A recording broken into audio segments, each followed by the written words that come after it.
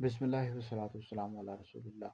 ایک سوال ہمارے پاس آیا کہ کیا زکوٰۃ اور فطرانہ اپنے ماں باپ کو دے سکتے ہیں اور اس طرح ماں باپ اپنی اولاد کو دے سکتے ہیں؟ نہیں، دیکھیں، زکوٰۃ اور فطرانہ اپنے والدین کو نہیں دے سکتے، ماں باپ کو نہیں دے سکتے، اس طرح دادا دادی کو، نانا نانی کو نہیں دے سکتے۔ اس طرح جو ماں باپ ہوتے ہیں یہ اپنی اولاد کو، بیٹا ہو، بیٹی ہو، پھر پوتے پوتیاں، نواسے نواسیوں کو نہیں دے سکتے۔ ٹھیک ہے جی، زکوٰۃ اور فطرانہ اصول اور فروع کو نہیں دے سکتے، لہٰذا آپ لوگ ان کی نفلی طور پر خدمت کریں۔ اس طرح جو سید حضرات ہوتے ہیں ان کو بھی زکوٰۃ اور فطرانہ نہیں دے سکتے۔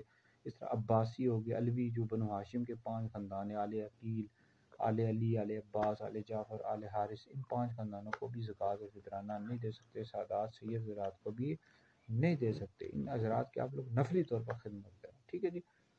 تو لہٰذا یہ ہے کہ زکوٰۃ اور فطرانہ اپنے والدین کو، دادا دادی، نانا نانی کو نہیں دے سکتے، اس طرح اولاد کو بھی نہیں دے سکتے، نواسا نواسی ہو گئے، پوتے پوتیاں، بیٹا بیٹی، ان کو بھی نہیں دے سکتے۔